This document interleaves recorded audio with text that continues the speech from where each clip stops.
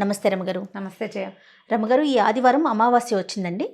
మనకి వేద పండితులంతా కూడా చెప్తూ ఉన్నారు ఆ రోజు పాటించాల్సిన నియమ నిబంధనలు, అసలు ఇలా ఎందుకు వస్తుంది, ఈ రోజు యొక్క ప్రాముఖ్యత, ఇవన్నీ కూడా మీరేమంటారు? ఇవన్నీ ఈక్వేషన్స్ కదా జయ. ఇప్పుడు చూడు, మనకి 27 నక్షత్రాలు ఉన్నాయి, 15 తిథులు ఉన్నాయి, అంతే కదా. పౌర్ణమి అమావాస్య 2, 14 తిథులు, 16 తిథులు. తర్వాత ఏమో 27 నక్షత్రాలు, 7 వారాలు. ఇప్పుడు ఈ 7, 27, ఈ 16, ఈ కాంబినేషన్లో ఎప్పుడైనా ఒకసారి ఇలాంటి లైన్ అట్లా కుదురుతుంది. ఒకసారి వచ్చిన ఈక్వేషను మళ్ళీ 100 ఏళ్లకు, 80 ఏళ్లకు, లేకపోతే 130 ఏళ్లకు, 140 సంవత్సరాలకు ఒకసారో ఇలా వచ్చేందుకు అవకాశం ఉంటుంది. ఇప్పుడు నక్షత్రం చాలా గొప్పదయ్యి, ఈ రోజున ఈ నక్షత్రం వస్తే చాలా గొప్పది, అద్భుతమైన విషయం అనేది మనం వింటూ ఉంటాం. ఇది అంటే ఇదేదో చేయకపోతే మన జీవితానికి నిష్కృతి లేదు అని భయపడక్కర్లేదు. ఇదేదో ప్రమాదం అని కాదు, ఇది చేసేస్తే బ్రహ్మాండం బదులై మన నెత్తి మీద ధనవర్షం కురిసిపోతుందని కూడా భావించకూడదు.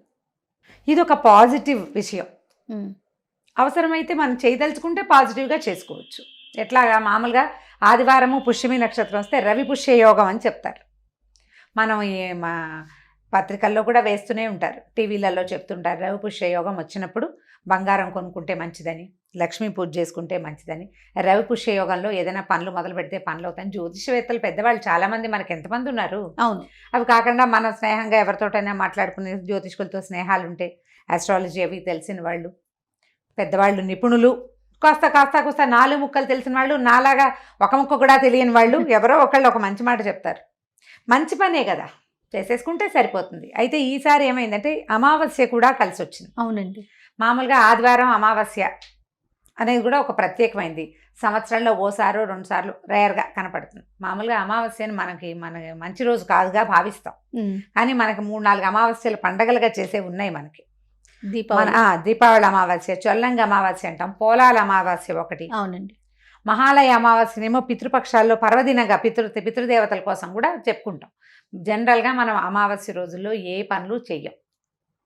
మనకి పనికిరాని అమావాస్య తమిళియన్స్కి చాలా ప్రత్యేకమైనదిగా ఉంటుంది. అవును, ఆ రోజే వాళ్ళు శుభకార్యాలన్నీ మొదలు పెడతారు. అమావాస్య వాళ్ళకి పనికి వస్తుంది. మనకి చంద్రుడు లేని రోజు మనకు అసలు పనికిరాదు. అమావాస్య తర్వాత వచ్చే పౌర్ణమి అంటే పాడ్యమి, అంటే దీనికి పాడ్యమి పనికి వస్తుంది. కానీ పౌర్ణమి తర్వాత అంటే అమావాస్యకి ముందుంది కాబట్టి పాడ్యమి కొన్నిటికి పనికిరాదంట. అమావాస్య అంత పనికిరాదు మనకి. కానీ ఈ పండగలు 3 రోజులు మాత్రం 3 పండగలు 4 పండగలు పర్వదినాలు చేసుకుంటాం కదా. కాకపోతే మనకు ప్రధానంగా ఇక్కడ చెప్పుకునే మ్యాటర్ ఏంటంటే లక్ష్మీదేవి జన్మదినం అమావాస్య అని చెప్తారు. అది కూడా ఒక పాఠభేదం ఉంది దానికి. లక్ష్మీదేవి పుట్టింది అప్పుడు కాదని ఇంకా పాఠభేదాలు వస్తాయి. కానీ జనరల్గా చెప్పుకునేది అమావాస్య నాడే లక్ష్మీదేవి పుట్టింది, అమ్మవారి జన్మతిథి. అవాళ ఏదైనా పని మొదలు పెడితే, మంచి నక్షత్రంతో కలిసి ఉన్నప్పుడు మొదలు పెడితే కనుక సమృద్ధి కలుగుతుంది అని.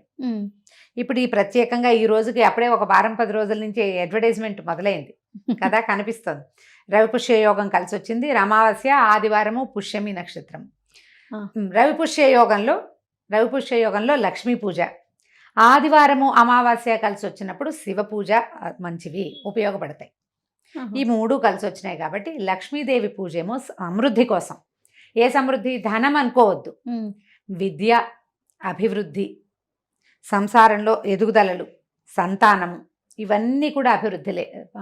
పాడి పంటలు ఉన్నవాళ్ళు పాడిలో అభివృద్ధి కోసం, పంటల్లో అభివృద్ధి కోసం, ధనధాన్య సమృద్ధి. దాంతోపాటు అన్ని రకాల ప్రాస్పెరిటీస్కి కూడా జ్ఞానం ఉంది, ఏదో చదువుకుంటున్నాం, కొంచెం నాలెడ్జ్ వస్తుంది, నాలెడ్జ్ ఇంప్రూవ్ అవటం కూడా సమృద్ధి. జ్ఞానలక్ష్మి అమ్మవారు అన్ని రూపాల్లో లక్ష్మీ స్వరూపం. అంటే ఎక్కడ సమృద్ధి ఉందో అదే లక్ష్మీదేవి. లక్ష్మి అంటేనే సమృద్ధి అని అర్థం. ప్రతి వాళ్ళు లక్ష్మీ పూజ చేసుకోవచ్చు. దీనికి పెద్ద ఏమిటో విధి విధానాల హడావిడేం లేదు. లక్ష్మీ అమ్మవారిని తలుచుకుని ఒక అష్టోత్తరం చదువుకోవటం, ఒక సహస్రనామం చదువుకోవటం, లక్ష్మికి సంబంధించిన ఒక స్తోత్రం చేసుకోవటం, డబ్బులు ఎక్కువ ఖర్చు పెట్టకుండా ఉండటం ఆదివారం నాడు. అలా అది మామూలుగా మనం నమ్మకం అన్నమాట. ఈ ప్రత్యేకంగా ఇది వచ్చిన రోజు అని. లక్ష్మీ పూజ, శివ పూజ, పరమేశ్వరుడికి అభిషేకం చేయటం. మామూలుగా మనం సోమవారాలు అభిషేకం చేసుకుంటాం. ఇలా ఆదివారము, అమావాస్య, ఈ రవి పుష్య యోగం కూడా కలిసి వచ్చింది కాబట్టి అభిషేకం చేసుకుంటే సరిపోతుంది. మీకు అవకాశం ఉన్నవాళ్ళు, ఒకవేళ లేకపోతే ఇవాళ ఇది ఒక ప్రత్యేకమైన రోజు అని తలుచుకొని శివుణ్ణి, లక్ష్మీదేవిని తలుచుకుని నమస్కరించడం. ఇలా పర్వదినాలు అద్భుతమైన రోజులు 10 వందేళ్ళకి అది ఈక్వేషన్ కుదరాలి కదా, ఈక్వేషన్ ప్రకారం చాలా సంవత్సరాలు గడిస్తే గానీ రాదు. ఇలాంటి మంచి రోజున దుర్భాషలు ఆడద్దు, పోట్లాడద్దు, మీకేమైనా దురభ్యాసాలు ఉంటే వాటి జోలికి పోకండి. అప్పుడు ఖగోళంలో సంభవించేటువంటి ఈ చిన్న చిన్నవి ఉన్నాయి కదా, ఇలా నక్షత్రం రావడము, అమావాస్య రావడము, అవాళే ఆదివారం కూడా ఉండటం లాంటిది ఒక జరుగుతోంది కదా, దాని యొక్క పాజిటివ్ ఎనర్జీ ఏదైనా ఉంటే అది మీ సొంతం అవుతుంది. నెగిటివిటీని మీలో ఉంచుకోకండి, మనలో ఉంచుకోకూడదు.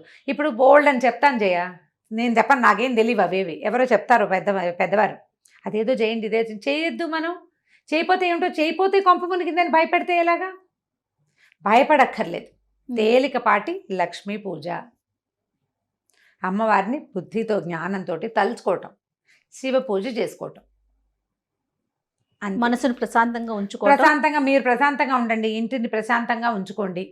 మన ఎలాగో ఆదివారమే కాబట్టి ఉద్యోగపు పనులు పెద్దగా ఉండవు కదా, ఎవరితోటైనా వాదనలు అవి లేకుండా మాత్రం చేసుకుంటే, దుర్భాషలాడడం, ఇంట్లో పిల్లల్ని కేకలేసి కొట్టేయటం, లేదా భార్యాభర్త కొట్టుకోవటం, పెద్దవాళ్లతోటి అమ్మా నాన్నల్ని గౌరవించకుండా ప్రవర్తించడం, అది ఇలాగ ఒక ప్రత్యేకమైంది, ఇది పర్వదినం అని చెప్పబడినప్పుడు అలాంటి ప్రవర్తనలు లేకుండా ఉంటే, పూజ చేయకపోయినా పర్వాలేదు, ఈ పని మాత్రం చేయకూడదు. ఇలా జాగ్రత్తగా ఉంటే, ఇలా ప్రత్యేకమైన పర్వదినాలు అని చెప్పబడిన రోజుల్లో ఉండే పాజిటివ్ ఎనర్జీ ఏది ఉందో ఇప్పుడు మనకు చాలా అవసరం. అది అవునండి.